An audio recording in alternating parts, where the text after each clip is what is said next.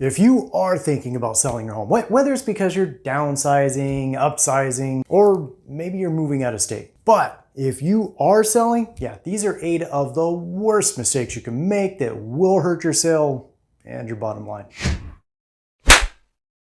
Hey, Jose here, your SoCal Realtor. If you are thinking about buying or selling, don't hesitate to reach out. My team and I, we are here and ready to help you with your real estate needs. And you may have heard of some of these before, but I promise you, most people never think about number 8 on this list. Yes, I know, we're probably starting with the very first one is one that you probably have already heard. But we're starting with this one because this one just might be at the very top of the list of most important when you do sell a home. Think about this. If you are thinking about selling your home and you're planning to buy another home, again, whether that's a bigger home, smaller home, out of state, whatever it is, but I'm guessing it's probably safe for me to assume that you've been looking at photos of homes. So homes that you are thinking, this is one that I may potentially be interested in going and looking at. I like that one. However, if we're being perfectly honest, this is one that's really more on your agent than it is on you because, well, they're the ones that's responsible for getting the photographs of your home in order to get it sold. So my recommendation for you is investigate this, meaning this.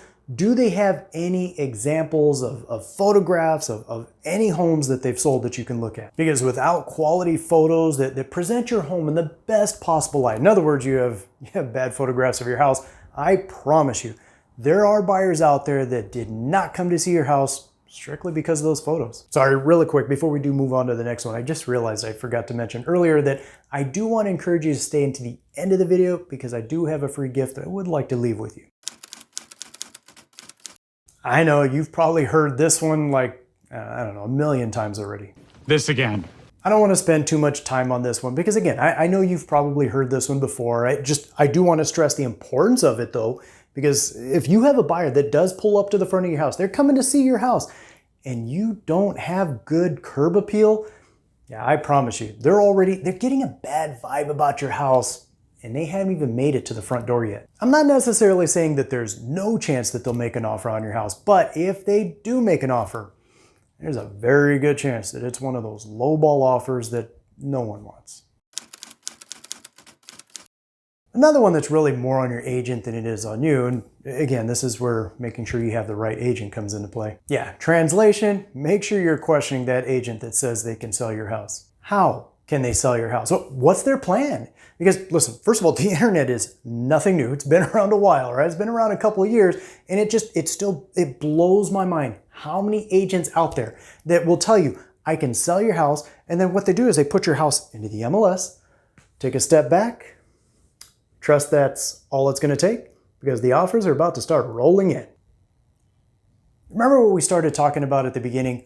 Photos. And what did I say? You're probably looking online at photos of homes. And I'm pretty sure it's safe for me to assume you're not looking at the MLS for those photos. There are a number of possible websites or sources that you or just any buyer could go online in order to be able to look at photos of homes. In fact, do me a favor if you would, let us know in the comments below, what is your favorite website to look at photos of homes? The key though is to have a strong and aggressive marketing plan to be able to get your home's photos, great photos, in front of those buyers. Because if you or your agent does not, I promise you another seller's agent, they will. And guess whose home is going to be found and have buyers come out to see it? I think I get the point. Just make sure that any agent that you are considering to help you sell your home, that they're able to clearly illustrate how they intend to market your home and get it in front of as many potential buyers as possible. Here's one that isn't always thought about, but trust me, it does come into play. Because if you have a buyer and they go online and your agent did a great job, they have your home marketed everywhere. This buyer found your home online, looking at the photographs look great. This buyer, they love the photos, and now they want to make an appointment to come see your home. But you have very limited time frames for anyone to do that, to come see your home. Real quick though, no one is saying that you have to make your home available 24/7. It's all of it. No, not at all. What I am saying though is if you have just very, very limited small windows of time for somebody to be able to come see your home, like let's say for instance, you only made it available, let's say Mondays and Wednesdays between the hours of 2 and 4 o'clock in the afternoon. How many people are probably going to skip seeing your home because, well, one simple reason. They can't make it during that window of time. And yes, I know that's a very extreme example, but my point though is just simply this, is you want to, within reason, but you want to be able to have as open of a window of time frame for a buyer to come see your home. I mean, if you have fantastic photographs of your house, the marketing is spot on. I mean, it's out there, people are finding it, people are falling in love with your home. But if half, or worse, even more than half, of the people that did find your home, they can't even come out to see your home because they're not available during that time frame, then you just chopped off your own demand. And demand or high demand, that is absolutely key when it comes to being able to maximize on your sales price. The key here with this one is obvious repair needs. Yeah, I'm definitely not saying that you need to go nuts and fix everything.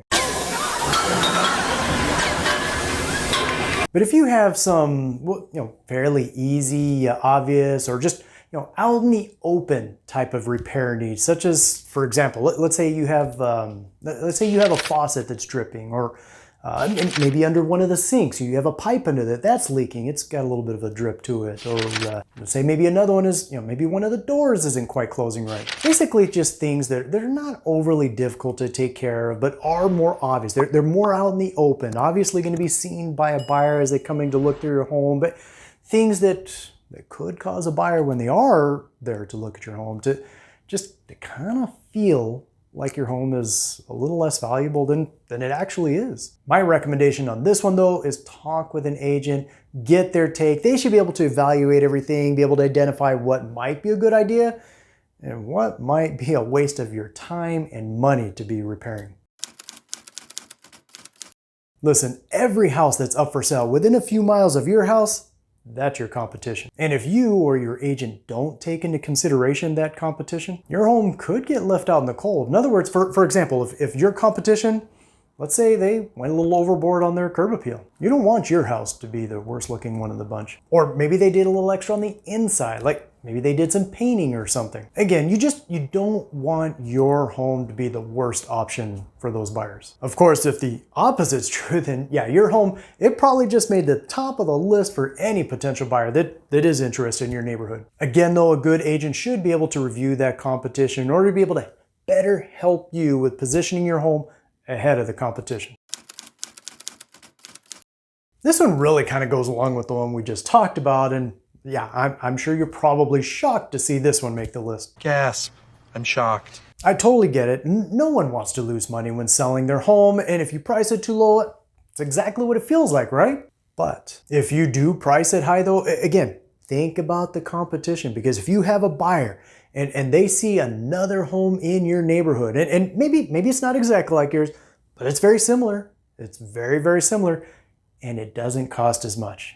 If that's the case, which one do you think they're going to prefer to go see? If it's enough of a difference in price, I think we can all guess which one. And if that happens too many times, now your house is sitting on the market. It's sitting for longer than it should have been, longer than maybe the average for your area. And believe me, if that happens, that's exactly what buyers and buyer agents would love to find, is homes that have been on the market for too long, for that neighborhood, longer than the going average, I should say, for that neighborhood. Because now they're thinking, or at least many of them are thinking anyway, that, hey, might have a desperate seller on her hands now. Wonder how much lower we can offer for that house. Just be sure that you do talk with your agent, have a good, solid pricing strategy in place to help ensure that you're obviously not losing money, but that you aren't losing buyers either.